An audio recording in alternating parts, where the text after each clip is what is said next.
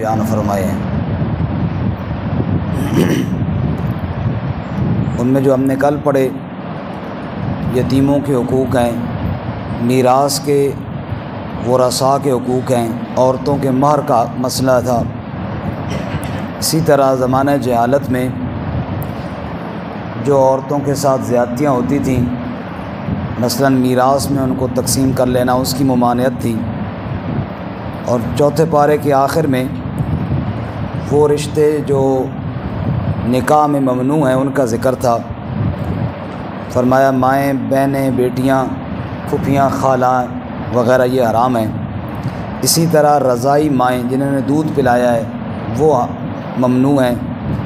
دو بہنوں کو ایک نکاح میں جمع کرنا منع ہے۔ اور پھر 5واں سپارہ اسی مسئلے کے ساتھ شروع ہو رہا ہے، والمحصنات من النساء۔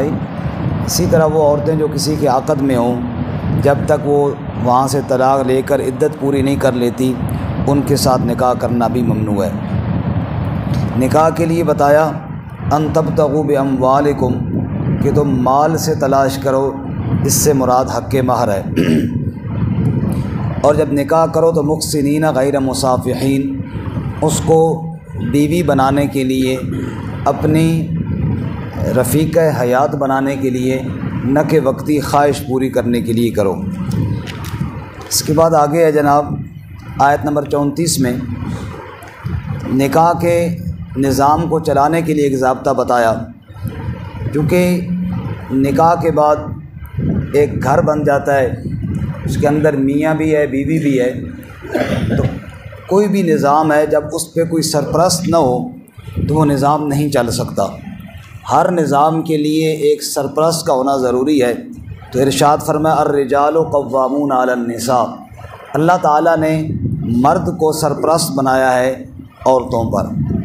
کیوں بنایا ہے جی؟ اس پر بڑا اعتراض بھی ہوتا ہے کہ مرد کیوں سرپرست ہے، مرد کیوں حاکم ہے؟ اس کے اللہ تعالیٰ نے دو حکمتیں بتائی ہیں، دو جواب دیے ہیں، ایک حاکمانہ اور دوسرا حکیمانہ۔ حاکمانہ جواب تو یہ ہے بما فضل اللہ بعضهم علی بعض، اللہ نے بعض کو بعض پر فضیلت دی ہے، یہ اللہ کی مرضی ہے، وہ جس کو چاہے فضیلت دے۔ جیسے اللہ تعالیٰ نے سر کو اوپر لگا دیا ہے، پاؤں کو نیچے لگا دیا ہے۔ اب کوئی بندہ کہے جی پاؤں بھی اوپر ہونے چاہیے، تو یہ بے وقوفی اور نادانی والی بات ہے۔ جس کو اللہ تعالیٰ نے جہاں لگایا ہے وہ ٹھیک لگایا ہے۔ تو پہلا جواب تو اللہ نے حاکمانہ دیا، بھائی اللہ نے فضیلت دی ہے، تم کیوں سوال کرتے ہو؟ بما فضل اللہ بعضهم علی بعض۔ دوسرا جواب حکیمانہ دیا، حکیمانہ سے مراد ہے اس کی حکمت بھی بیان کی۔ فرمایا وبما انفقوا من اموالہم، اس لیے کہ اللہ نے خرچے کا ذمہ دار مرد کو بنایا ہے۔ اب خرچہ وہ کرے، کمائی وہ کرے، حاکم عورت ہو یہ مناسب نہیں ہے۔ جو خرچہ کرے وہی حاکم اور وہی ذمہ دار ہو۔ آج کل تو لوگ یہ بھی کہتے ہیں کہ طلاق کا حق بھی عورت کو ہونا چاہیے۔ میں کہ یہ بڑی زبردست ترکیب ہے، بندہ ساری دیہڑی مزدوری کر کے شامی گھر آوے کو طلاق ملی بھی ہو، چل بھائی ان کے اور پاسے وہاں۔ عجیب بات ہے، جو اللہ تعالیٰ نے نظام بنایا ہے اسی کو ہمیں فالو کرنا چاہیے۔ آگے اللہ تعالیٰ فرماتے ہیں اب اس نظام میں اگر کوئی گڑبڑ ہو جائے، عورت شوہر کی نافرمان ہو جائے، تو اس کو فرما بردار بنانے کے لیے کنٹرول میں لانے کا کیا طریقہ ہے؟ یہ ہمارے جو ساتھی دور دور بیٹھ کے سن رہے ہیں نا، اگر قریب آ جائیں تو انشاءاللہ بہت فائدہ ہوگا، ثواب بھی زیادہ ہوگا، کیونکہ ثواب کے لیے بیٹھے ہیں، اور بات کرنے میں بھی آسانی رہتی ہے کہ ساتھیوں کی طرف بندہ جب دیکھتا ہے نا۔ اللہ آپ کو جزائے خیر عطا فرمائے، ہمت فرمائے، قریب آ جائیں، جزاک اللہ۔ نزدیک آ جاؤ بھائی۔ تو میں یہ عرض کر رہا ہوں کہ اب عورت کو کنٹرول میں لانے کے لیے نافرمان کو فرما بردار بنانے کا کیا ضابطہ اور کیا اصول ہے؟ اللہ تعالیٰ نے فرمایا پہلا طریقہ یہ فائزوہن، ان کو سمجھاؤ۔ ہمارے ہاں بھی مردوں میں یہ بڑی کمزوری ہے، سمجھانے کی طرف ہم نہیں جاتے، ہم چاہتے ہیں بس ہم تھانے دار ہوں اور ہماری بیوی جو ہے پہلے سے ہماری فرما بردار ہو۔ ہر بات کو سمجھانا پڑتا ہے، پہلے اس کو سمجھاؤ، تعلق بتاؤ، زندگی گزارنے کے اصول اور ضابطے سکھاؤ، لیکن سمجھائے مرد تب کہ اسے خود کوئی پتہ ہو کہ جناب کیا حقوق ہے۔ اس لیے خود پہلے دین بندہ سیکھے اور پھر گھر والوں کو سمجھائے، انشاءاللہ اس میں بہتری ہوگی۔ پہلا طریقہ یہ فائزوہن، ان کو واعظ کرو، ان کو سمجھاؤ۔ اگر سمجھانے کے بعد، واعظ کرنے کے باوجود پھر بھی وہ نافرمانی ہے، دوسرا طریقہ اللہ فرماتے ہیں وَہْجُرُوهُنَّ فِي الْمَضَاجِعِ، ان سے بستر الگ کر دو، ان کو الگ چھوڑ دو۔ یہ طلاق دینا مراد نہیں ہے، یہ ناراضگی مراد ہے، ناراضگی کا اظہار کرو، الگ ہو جاؤ ان سے کچھ دنوں کے لیے۔ اب اگر وہ عورت سمجھدار ہوئی، گھر بسانا چاہتی ہوئی، تو اس ناراضگی سے وہ سبق حاصل کرے گی اور نافرمانی چھوڑ کر فرما برداری کی طرف آ جائے گی۔ لیکن وہ جڑندی بچی اس دوسرے عمل سے بھی اگر نہیں ماننے والی، تو پھر تیسرا طریقہ اللہ فرماتے ہیں وَضْرِبُوهُنَّ، پھر 2-4 لگاؤ اس کو۔ لیکن حدیث پاک میں آتا ہے کہ چہرے پر بھی بالکل نہ مارو، نشان والی مار بھی نہ مارو، ہڈی بھی نہ توڑو۔ اب یہ تینوں طریقے ہم نے آزما لیے، لیکن وہ پھر بھی کام نہ آیا۔ یہ تینوں یعنی طریقے آزمانے کے باوجود وہ اسی طرح نافرمانی پر ڈٹی ہوئی ہے۔ پھر چوتھا طریقہ اگلی آیت میں بتایا فَبَعَثُوا حَكَمًا مِّنْ آلِهِ وَحَكَمًا مِّنْ آلِهَا، ایک بندہ عورت کے خاندان میں سے، رشتہ داروں میں سے چنو اور ایک مرد کے، لیکن وہ بندے دو کیسے ہوں؟ اِن یریدا اصلاحاً، وہ اصلاح والے بندے ہوں، شرارتی بندے نہ ہوں۔ بعض لوگ ہوتے ہیں جی وہ آتے تو صلح کرانے کے لیے ہیں، لیکن معاملہ اور بگاڑ کر چلے جاتے ہیں۔ فرمایا اِن یریدا اصلاحاً، وہ بندے اصلاح والے ہوں۔ ایک بات، دوسری اللہ تعالیٰ نے یہاں لفظ فرمایا فَبَعَثُوا حَكَمًا، حاکم، وہ بندہ ایسا ہو جس کی کوئی بات بھی سنے۔ اب میرے جیسا بندہ ہو، میری کون سنے گا جناب؟ کہے گا کوئی نہیں۔ بندہ ہو ذرا تگڑا، جو بات منوا بھی سکے، کسی بات پہ اگلے کو پابند بھی کر سکے، ایسا بندہ ہو اصلاح کرنے والا، شرارتی بندہ نہ ہو۔ اللہ تعالیٰ فرماتے ہیں وہ کوشش کریں یوفق اللہ بینہما، اللہ انشاءاللہ ان کے درمیان اختلافات ختم فرما کر صلح کی صورت پیدا فرما دے گا۔ اس کے بعد آگے اللہ تعالیٰ نے مسئلہ توحید کا بیان کیا اور ساتھ حقوق العباد کا بھی، وَاعْبُدُوا اللَّهَ وَلَا تُشْرِكُوا بِهِ شَيْئًا، نظام چلانا ہے، لیکن یہ بات ذہن میں رکھنی ہے کہ عبادت کس کی کرنی ہے؟ اللہ ہی کی کرنی ہے، اس کے ساتھ کسی کو شریک نہیں بنانا۔ رشتہ داروں، یتیموں، مسکینوں اور پڑوسیوں اور مسافروں کے حقوق بھی ادا کرنے۔ اس کے بعد آگے ایک آیت ہے، آیت نمبر 41 میں حضرت عبداللہ ابن مسعود رضی اللہ تعالیٰ عنہ فرماتے ہیں ایک دفعہ رسول اللہ صلی اللہ علیہ وسلم نے مجھے ارشاد فرمایا اے ابن مسعود اقرا علی القرآن، تو مجھے قرآن پڑھ کر سنا۔ میں نے کہا یا رسول اللہ میں آپ کو سناؤں؟ آپ پر تو قرآن نازل ہوا ہے، میں بھلا آپ کو کیسے سنا سکتا ہوں، میری کیا مجال؟ آپ نے فرمایا نہیں، تم مجھے پڑھ کر سناؤ، مجھے دوسرے سے قرآن سننا بڑا اچھا معلوم ہوتا ہے۔ حضرت ابن مسعود فرماتے ہیں میں نے پھر سورۃ النساء پڑھنی شروع کی، اور جب اس آیت پر پہنچا نا، آیت نمبر 41 پر، فَكَيْفَ إِذَا جِئْنَا مِنْ كُلِّ أُمَّةٍ بِشَهِيدٍ وَجِئْنَا بِكَ عَلَىٰ هَٰؤُلَاءِ شَهِيدًا، اے میرے محبوب صلی اللہ علیہ وسلم، وہ کیسا منظر ہوگا جب ہم ہر امت سے گواہ لائیں گے اور آپ کو آپ کی امت پر گواہ لائیں گے۔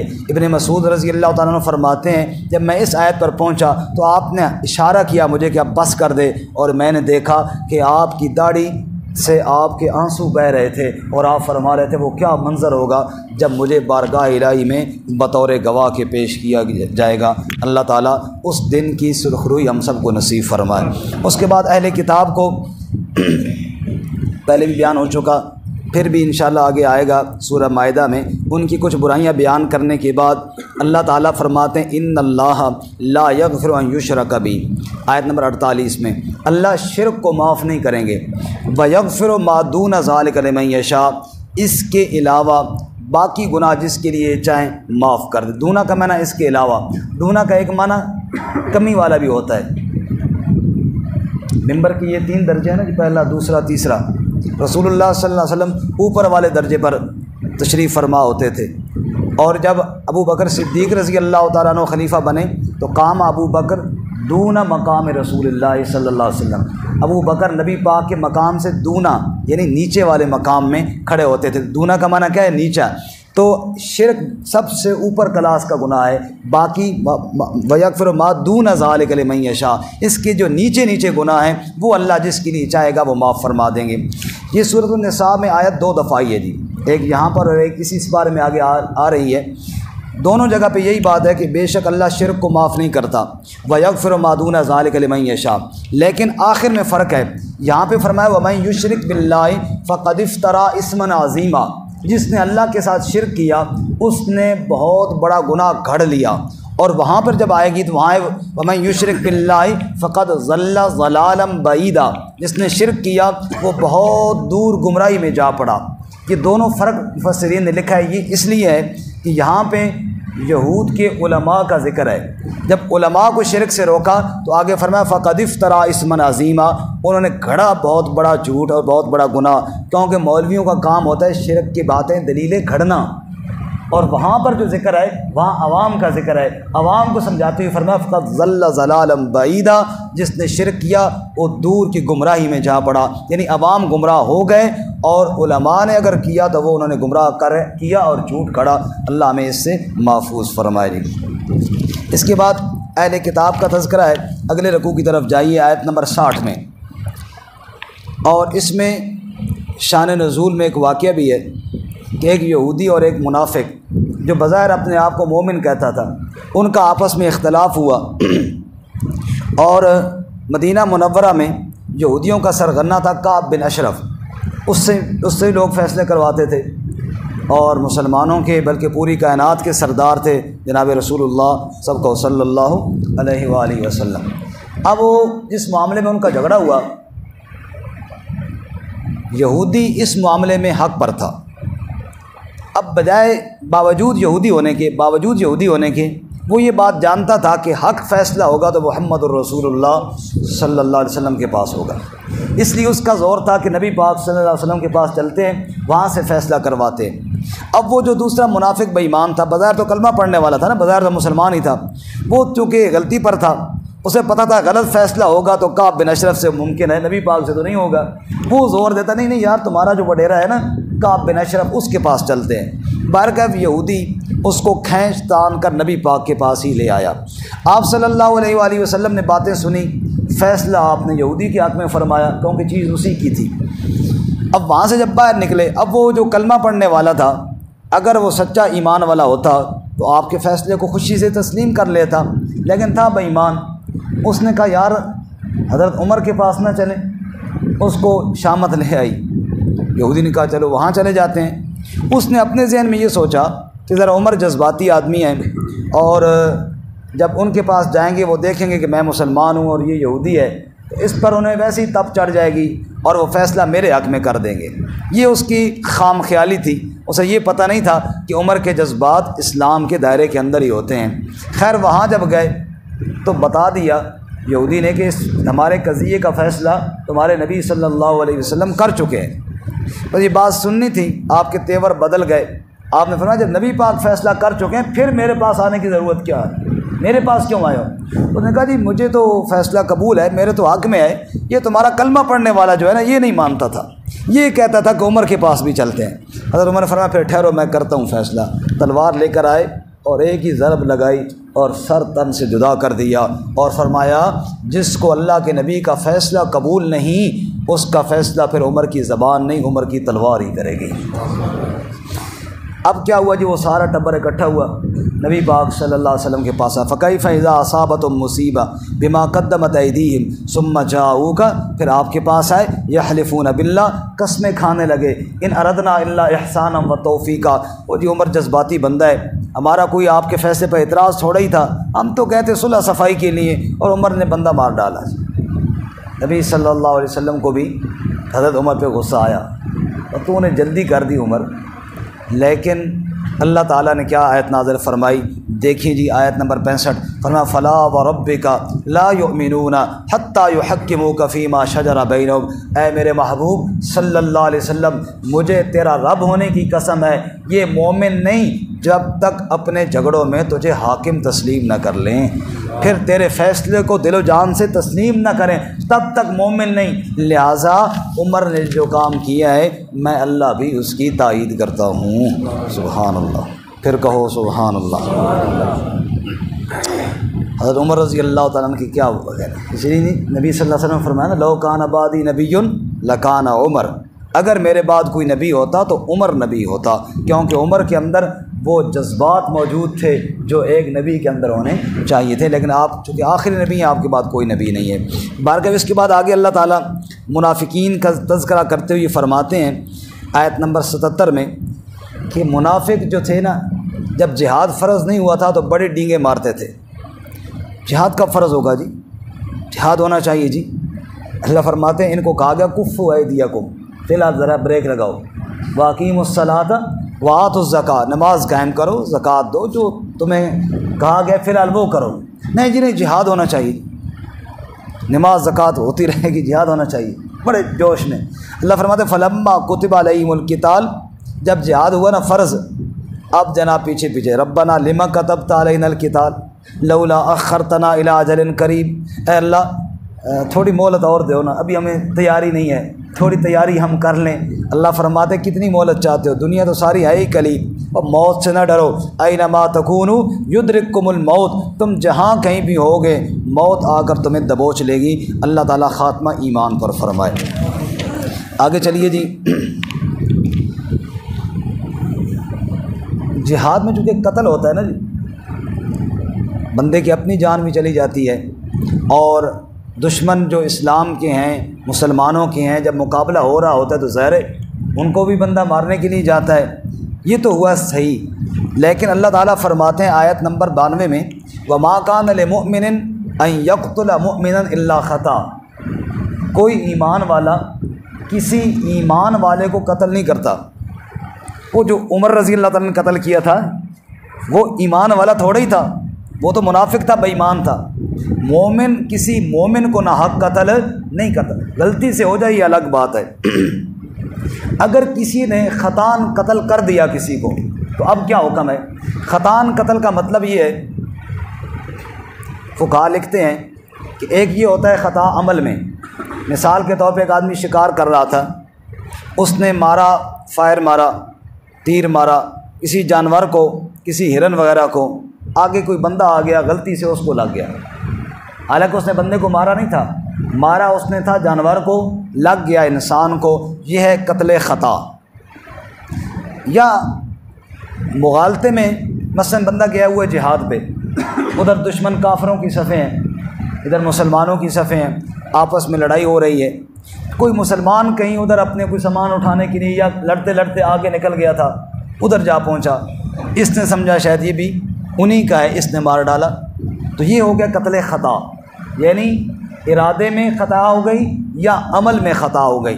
تو خطان تو قتل ہو سکتا ہے، جان بوجھ کر کوئی مومن کسی مومن کو قتل نہیں کر سکتا۔ اب اگر کوئی خطان قتل کرے تو اس کا حکم کیا ہے؟ اللہ تعالیٰ فرماتا ہے فتحریر رقبۃ مؤمنہ، ایک ایمان والا غلام آزاد کرے، اور ودیت مسلمۃ الی اہلہ، اس کے اہل کو دیت بھی دے۔ دیت ایک مقتول کی 100 اونٹ ہے، کتنی جی؟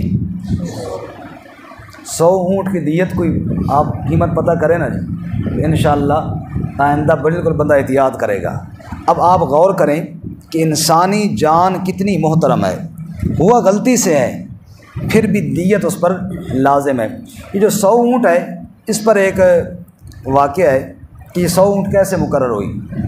رسول اللہ صلی اللہ علیہ وسلم نے ارشاد فرمایا انا ابن الذبیحین، میں 2 ذبیحوں کی اولاد میں سے ہوں، ایک اسماعیل ذبیح اللہ، وہ تو آپ سارے ہی جانتے ہیں کہ ذکر قرآن پاک میں ہے، انشاءاللہ ہم 23ویں پارے میں پڑھیں گے بھی صحیح۔ دوسرا عبداللہ ذبیح اللہ، آپ کے دادا عبد المطلب نے یہ منت مانی تھی کہ جب میرے 10 بیٹے ہو جائیں اور بالکل ماشاءاللہ صحیح کڑیل نوجوان ہوں تو ان میں سے جو خوبصورت بچہ ہوگا نا اس کو میں جا کے اللہ کے نام پر ذبح کروں گا بیت اللہ میں۔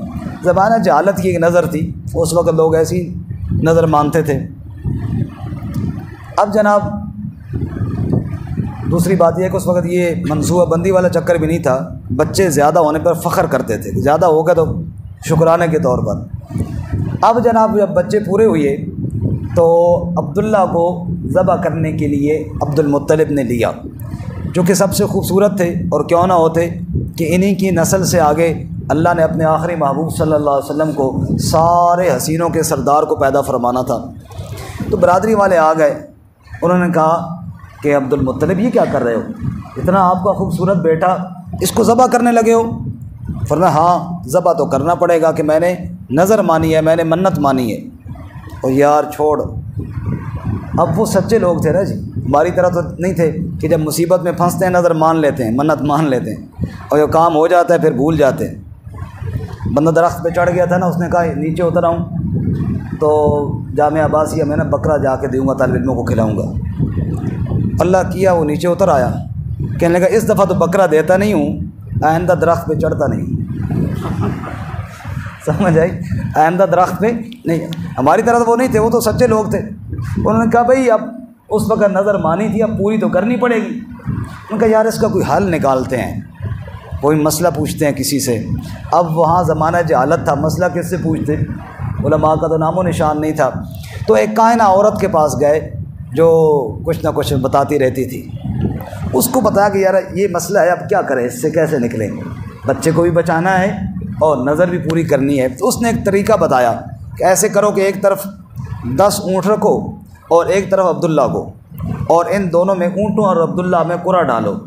اگر قرعہ نکلے اونٹوں کا تو اونٹ ذبح کر دو، اور اگر قرعہ نکلے عبداللہ کا تو 10 کی بجائے 10 اور اونٹ شامل کر کے 20 کر لو، پھر قرعہ ڈالو۔ اونٹوں کا نکلے تو ذبح کرو، نہیں تو 10 اور بڑھا دو، یوں بڑھاتے جاؤ جب تک کہ اونٹوں کا قرعہ نہ نکلے۔ چنانچہ ایسے ہی کیا، انہوں نے 10 کے ساتھ قرعہ ڈالا تو عبداللہ کا نکلا، پھر 20 کا عبداللہ کا، پھر 30 کا عبداللہ کا، حتیٰ کہ 100 پہ جب پہنچے نا تو پھر قرعہ نکلا اونٹوں کا۔ چنانچہ عبداللہ کی جگہ پر 100 اونٹ ذبح کیے گئے۔ یہ وہ ایک جان کی دیت مقرر ہو گئی، ایک انسان کے بدلے میں یہ 100 اونٹ گویا کہ ہے۔ تو یہ اس وقت کی چلی آئی، پھر اسلام نے بھی اسی کو برقرار رکھا اور اس کو منسوخ نہ کیا۔ بارکہ فرمایا کہ جو آدمی ناحق قتل کرے وہ دیت بھی دے، اور اگر کوئی بندہ دیت نہیں دے سکتا، ظاہر بس کو پیسے ہیں ہی کوئی نہیں، وہ ایک اونٹ کیا، اس کے پاس ککڑی بھی کوئی نہیں، تو وہ جناب کس طرح اتنے اونٹ دیت دے گا؟ تو فرمایا کہ جو یہ کام نہ کر سکیں فصیام شہرین متتابعین، 2 مہینے لگاتار وہ روزہ رکھے گا، بیچ میں ایک روزہ بھی شارٹ ہو جائے نا، چل پتر پھر شروع تو رکھ، آئندہ تو بڑی احتیاط کر سیں شکار دے اندر۔ اور آگے اللہ تعالیٰ فرماتے ہیں اگر کوئی ناحق کسی کو قتل کرے، وَمَن يَقْتُلْ مُؤْمِنًا مُتَعَمِّدًا، کوئی جان بوجھ کر کسی کو قتل کرے، فَجَزَاؤُهُ جَهَنَّمُ خَالِدًا فِيهَا وَغَضِبَ اللَّهُ عَلَيْهِ وَلَعَنَهُ وَأَعَدَّ لَهُ عَذَابًا عَظِيمًا، وہ جہنم میں جائے گا، ہمیشہ جلتا رہے گا، اللہ کا غضب ہوگا، اللہ کی لعنت ہوگی، اور اللہ نے اس کے لیے بہت بڑا عذاب تیار کیا ہے۔ اللہ اپنے عذاب سے ہمیں محفوظ فرمائے۔ اب جب قتل کے بارے میں اتنی سختی آئی تو بندہ ڈر تو جاتا ہے کہ یار یہ تو پھر جہاد پہ بندہ جائے تو مسئلہ ہے کہ مسلمان نہ مارا جائے۔ ہمارے نانا جی تھے، اللہ تعالیٰ ان کی مغفرت فرمائے، دنیا سے چلے گئے ہیں۔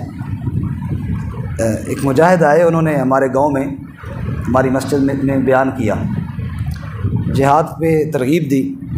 اس کے بعد وہ میرے والد صاحب رحمۃ اللہ علیہ کے پاس بیٹھے تھے، اللہ تعالیٰ ان کی قبر کو بھی منور فرمائے۔ تو ان کے پاس بیٹھے تھے وہ مجاہد، ہمارے نانا جی پاس آ کے بیٹھ گئے۔ تو وہ مجاہد پوچھتا ہے بابا جی کتنی عمر ہو گئی تسا نہیں؟ تو انہوں نے فرمایا بیٹا میرے کوئی 70 سے اوپر ہو گئی ہے۔ بابا جی کوئی جہاد کیتا؟ فرمایا نہیں بچے نہیں ہویا۔ بابا جی زندگی کا کوئی پتہ نہیں، تے تسی اپنے ہاتھ نال ایک کافر تے مار لو کم از کم، تسی بھی چلو جہاد تے۔ بابا جی نے آگے سے فرمایا پترا گل تیری بڑی ٹھیک ہے، لیکن میری نظر بڑی کمزور ہے، یہ نہ ہوئے کوئی مسلمان نہ رگڑا جائے میرے گھر۔ پتہ چلنا کوئی نہیں کہ مسلمان کیڑا ہے کافر کیڑا ہے، کہ مسلمان نہ رگڑا جائے میرے کو، یہ بڑا خطرہ ہے۔ اب خطرہ ہوا کہ جناب اتنی سختی ہے اور کوئی مسلمان رگڑا گیا تو پھر کیا ہوگا؟ پھر تو جہاد میں نہیں جانا چاہیے۔ اس لیے اگلی آیت میں اللہ تعالیٰ نے مجاہدین کی فضیلت بیان فرمائی، آیت نمبر 95 میں، لا يستوي القاعدون من المؤمنین غیر اولی الضرر والمجاہدون فی سبیل اللہ۔ فرمایا مجاہد درجوں میں بہت اعلیٰ ہیں، یہ نہیں کہ بیٹھے رہو، جہاد تو کرنا ہی ہے، بس یہ احتیاطیں کرنی ہیں۔ فضل اللہ المجاہدین باموالہم وانفسہم علی القاعدین درجہ، مجاہدین کو اللہ نے بڑے اونچے درجے عطا فرمائے ہیں۔ ہاں وَكُلًّا وَعَدَ اللَّهُ الْحُسْنَى، جنت کا وعدہ تو اللہ نے سب سے کیا ہے۔ اس کے بعد آگے اللہ تعالیٰ نے ہجرت کا ذکر کیا اور بتایا کہ جو آدمی اللہ کی راہ میں جائے اور اس کو اس راستے میں موت آ جائے اللہ ضرور اس کو اجر عطا فرمائیں گے۔ اس کے بعد صلاۃ خوف کا بیان ہے جی۔ جہاد پہ گئے نبی پاک صلی اللہ علیہ وسلم اور آپ کے صحابہ، نماز میں مصروف ہوئے، دشمن نے افسوس کیا کہ ہم نے موقع ضائع کر دیا ہے کہ نماز پڑھ رہے تھے، اوپر سے حملہ کر دیتے، آسانی سے ہم مار سکتے تھے ان کو۔ دوسرے نے کہا خیر ٹینشن کی ضرورت نہیں، انہوں نے ہونی تھوڑی دیر بعد پھر نماز کا ٹائم آ رہا ہے، ابھی زور پڑی تو اثر آ جائے گی، اثر پڑی تو مغرب آ جائے گی، انہوں نے ابھی پھر پڑھنی ہے، پھر مار لیں گے۔ اللہ تعالیٰ نے صلاۃ خوف کا حکم جاری فرما دیا۔ صلاۃ خوف کا طریقہ یہاں پہ موجود ہے، فَلْتَكُمْ طَائِفَةٌ مِّنْهُمْ مَعَكَ وَلْيَأْخُذُوا أَسْلِحَتَهُمْ۔ آپ صلی اللہ علیہ وسلم امام اور ایک مجاہدین کی جماعت دشمن کے ساتھ لڑے اور ایک جماعت یعنی دو حصوں میں کر لیں اور دوسری جماعت آپ صلی اللہ علیہ وسلم کے پیچھے نماز پڑھے، کیونکہ سفر بھی ہوتا ہے نا جہاد میں، نمازیں کی رکعتیں دو ہی ہوتی ہیں، تو ایک جماعت لڑ رہی ہے دشمن کے ساتھ، ایک آپ کے پیچھے نماز پڑھ رہی ہے۔ وَلْيَأْخُذُوا أَسْلِحَتَهُمْ، اسلحہ ساتھ رکھا ہوا ہے، اگر کوئی بے ایمان یہاں پہ گڑبڑ کرے تو اس کی مرمت بھی ساتھ کرنی ہے، اسلحہ ساتھ ہی ہے۔ اب امام نے ایک رکعت پڑھا دی ہے اور ایک رکعت پڑھ کے یہ جماعت چلی جائے اور وہاں دشمن سے لڑے، وَلْتَأْتِ طَائِفَةٌ أُخْرَىٰ لَمْ يُصَلُّوا فَلْيُصَلُّوا مَعَكَ، اور وہ جماعت جو دشمن سے لڑ رہی تھی جس نے نماز نہیں پڑھی وہ آ جائے۔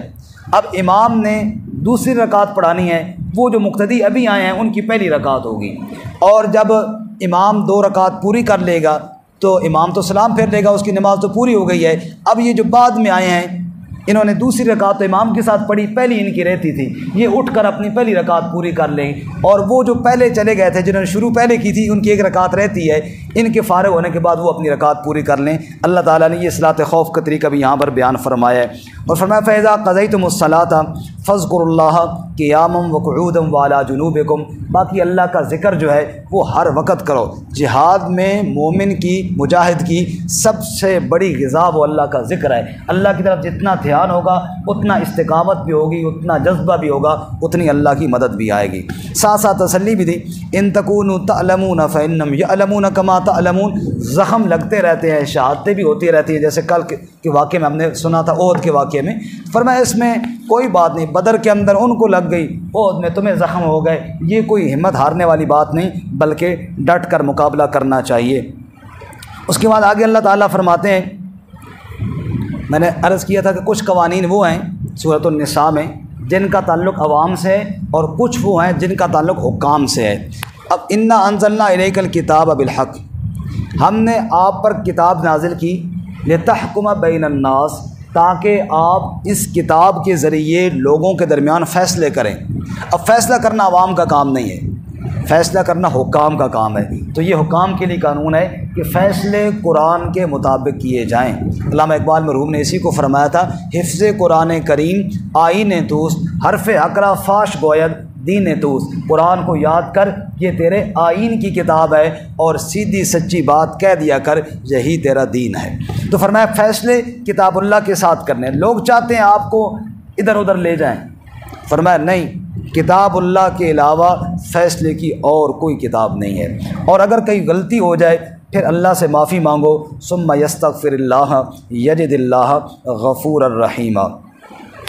رسول اللہ صلی اللہ علیہ وسلم تو فیصلہ قرآن سے کریں گے، ہمارے لیے کتاب اللہ اور سنت رسول اللہ کو صلی اللہ علیہ وسلم یہ ہمارے لیے بہترین نمونہ ہے، اور یہی ہمارے لیے فیصلے کی نصاب ہے۔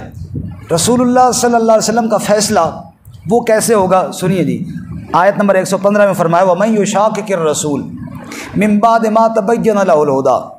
اگر کوئی بدنصیب رسول صلی اللہ علیہ وسلم کی مخالفت کرتا ہے، ہدایت کے واضح ہو جانے کے بعد، ہدایت آ گئی، بندہ اپنے آپ کو مومن کہتا ہے، پھر بھی رسول پاک کی مخالفت کرتا ہے، یہ کون ہے؟ وَيَتَّبِعْ غَيْرَ سَبِيلِ الْمُؤْمِنِينَ، یہ ایمان والوں کے راستے کو چھوڑ کر کسی اور کے راستے کی اتباع کرتا ہے۔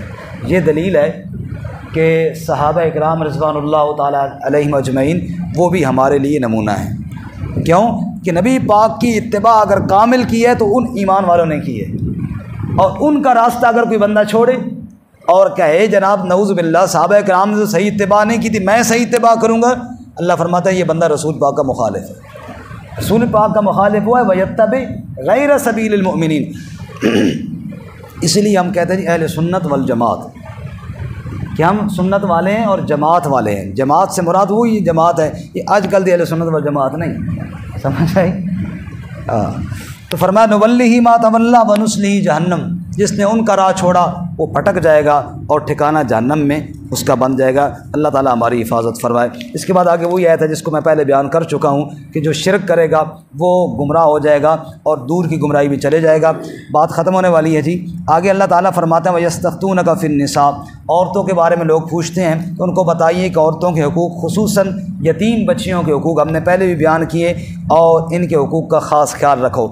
آگے اللہ فرماتے ہیں وَإِنِ امْرَأَةٌ، ایک اور گھریلو اصلاح کے لیے قانون، اگر کوئی عورت یہ دیکھتی ہے کہ میرا شوہر بے رخی کرتا ہے مجھ سے اور میری طرف اتنی اس کو رغبت نہیں ہے، تو اپنے بعض حقوق سے دستبردار ہو کر صلح کر لے تو یہ بڑی اچھی بات ہے۔ وَالصُّلْحُ خیر، صلح ہی بہتر ہے۔ مطلب یہ اللہ تعالیٰ کہنا یہ چاہتے ہیں کہ گھر کے جو معاملات ہیں نا جی میاں بیوی میں، اگر کوئی اونچ نیچ ہو جائے اور بندہ اپنا کوئی حق چھوڑ کر کسی بات پر صلح کر لے تو یہ اچھی بات ہے۔ گھر کا نظام چلنا چاہیے، بگاڑ نہیں آنی چاہیے، اور جہاں تک ممکن ہو باہر بات بھی نہیں جانی چاہیے، آپس میں معاملات طے کرنے چاہیے۔ تھوڑی جی گل ہوئی جناب تو عورت صاحب جناب آج کل موبائل کا دور ہے، فٹ جناب بھائی کو فون کیا، فلانے کو فون کیا، فلانے کو فون کیا، تو کیا ہو جائے گا؟ بات کا بتنگڑ بن جائے گا۔ حالانکہ ویسے ہی گھنٹے کے بعد انہوں نے صلح کر لینی تھی، لیکن یہ جو بات باہر پھیل جاتی ہے اس سے بات بگڑ جاتی ہے۔ اللہ تعالیٰ فرماتے ہیں کچھ صبر کے ساتھ اپنے حقوق چھوڑ کر اگر کوئی صلح کرے تو بڑی اچھی بات ہے، اس میں کوئی بات نہیں ہے۔ مرد کو حکم دیا اگر بیویاں زیادہ ہوں تو ان کے درمیان انصاف کرے، لیکن وَلَن تَسْتَطِيعُوا أَن تَعْدِلُوا بَيْنَ النِّسَاءِ وَلَوْ حَرَصْتُمْ، 100% انصاف تو ہو نہیں سکتا۔ اب بندہ کہے بالکل جناب 1 انچ بھی ادھر ادھر نہ ہو، یہ تو نہیں ہو سکتا، لیکن بندے کی کوشش ہونی چاہیے، پھر کمی بیشی اللہ تعالیٰ معاف فرمائیں گے۔ حدیث پاک میں آتا ہے رسول اللہ صلی اللہ علیہ وسلم فرماتے تھے یا اللہ یہ جو میں اپنی بیویوں میں انصاف کرتا ہوں یہ تو وہ بات ہے جس کا میرے پاس اختیار ہے، اے اللہ اس بات پہ مجھے نہ پکڑنا جس کا اختیار میرے پاس نہیں تیرے پاس ہے، یعنی وہ ہے قلبی رجحان۔ قلبی رجحان کہیں زیادہ ہوتا ہے، کہیں کم ہوتا ہے، کہیں ہو جاتا ہے، اے اللہ اس کا میرے پاس اختیار نہیں، اس کا تیرے پاس اختیار ہے۔ آگے اللہ تعالیٰ فرماتے ہیں جی آیت نمبر 135 میں کہ ایمان والو گواہی انصاف کے ساتھ دیا کرو۔ دیکھیں جی معاملات کو سلجھانے کے لیے اللہ تعالیٰ نے کافی اس صورت میں قوانین بیان کیے ہیں، لیکن پھر بھی بعض دفعہ بگڑ جاتا ہے معاملہ اور اس پہ گواہیاں بھی دی جاتی ہے۔ فرمایا گواہی جو دو تو انصاف کے ساتھ دو۔ اب بندہ جھوٹی گواہی دیتا ہے 2 وجہوں سے، بعض دفعہ کسی پر ترس کھا کے او جی میں کہا یہ بیچارہ غریب بندہ تو چلو اس کا فائدہ ہو جاوے، اور بعض دفعہ کسی وڈیرے سے مرعوب ہو کے اس سے ڈر کے۔ اللہ نے فرمایا ان یکن غنیا او فقیرا فاللہ اولی بہما، تم نے غریب کو بھی نہیں دیکھنا، تم نے امیر کو بھی نہیں دیکھنا، تم نے دیکھنا رب کا کیا حکم ہے تمہیں، اور رب کا یہ حکم ہے کہ بات سیدھی کرو، سچی کرو، گواہی میں بالکل جھوٹ نہ دو۔ سورت کے آخر میں، سپارے کے آخر میں اللہ تعالیٰ نے منافقین کا تذکرہ کیا، ان المنافقین یخادعون اللہ وہو خادعہم، منافق یہ وہ بے ایمان ہیں نعوذ باللہ، یہ سمجھتے ہیں اللہ کو دھوکہ دے رہے ہیں، حالانکہ اللہ کو کوئی دھوکہ نہیں دے سکتا۔ جیسا کہ سورۃ البقرہ میں بھی یہی فرمایا وَإِذَا قَامُوا إِلَى الصَّلَاةِ قَامُوا كُسَالَىٰ، منافقین کی ایک صفت اللہ بیان کرتے ہیں کہ جب یہ نماز کے لیے اٹھتے ہیں نا جی بڑے سستی کے ساتھ اٹھتے ہیں۔ اللہ ہمیں اس صفت سے بچنے کی توفیق عطا فرمائے۔ نماز میں بندہ ہے شوق کے ساتھ آئے، چستی کے ساتھ آئے۔ یہ تراویح میں جو ہم بھائی پیچھے بیٹھے رہتے ہیں ناراض نہیں ہونا کہ امام صاحب رکوع پہ جائیں گے تو پھر ہم جا کے شامل ہوں گے۔ دیکھیں قرآن کیا کہتا ہے، یہ کس کی صفات ہے کہ اتنا سست کہ جناب امام قرات کر رہا ہے اور میں وہیں پر بیٹھا ہوں، پھر بھی جناب میں نماز شروع نہیں کر رہا ہوں۔ تو یہ سستی نماز میں یہ منافقین کی عادت ہے۔ آگے اللہ فرماتا ہے یراؤن الناس، وہ نماز بھی میرے لیے نہیں پڑھتے، لوگوں کو دکھانے کے لیے پڑھتے ہیں، ریاکاری والی نماز، اللہ اس سے بھی محفوظ فرمائے۔ شیخ سعدی نے فرمایا کلید در دوزخ استان نماز، کہ در نظر مردم گزاری دراز، وہ نماز جنت میں نہیں جہنم میں لے کر جائے گی جو لوگوں کو دکھانے کے لیے بڑی بڑی کر کے رکعتیں پڑھی ہیں۔ اور آخر میں فرمایا ان المنافقین فی الدرک الاسفل من النار، منافق دوزخ کے نچلے طبقے میں ہوں گے۔ اور اس پارے کی بالکل آخری آیت آپ سنیں گے تو ایمان تازہ ہو جائے گا۔ فرمایا ما یفعل اللہ بعذابکم ان شکرتم وآمنتم وکان اللہ شاکرا علیما۔ اوے اللہ کے بندو، اللہ کو کیا لگا ہے کہ اللہ تمہیں عذاب دے، تم شکر کرو اور ایمان لاؤ، اللہ تمہیں عذاب نہیں دے گا۔ اللہ تعالیٰ عمل کی توفیق عطا فرمائے۔